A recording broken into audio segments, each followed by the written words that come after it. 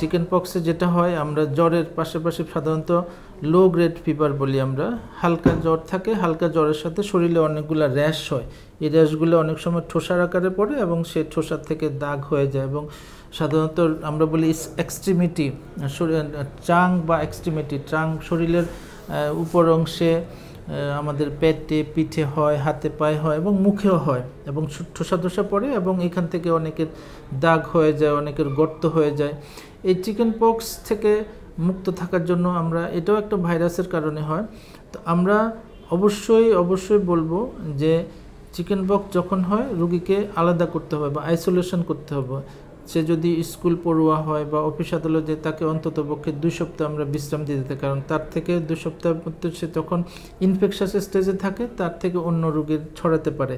প্রাথমিক চিকিৎসার পাশাপাশি তাকে আমরা পূর্ণ বিশ্রামে থাকতে বলি, তাহলে এটার ছড়ানো থেকে বা এটার প্রাদুর্ভাব থেকে আমরা নিজেদেরকে রক্ষা করতে পারি, সমাজের অন্য লোকদেরকেও আমরা রক্ষা করতে পারি।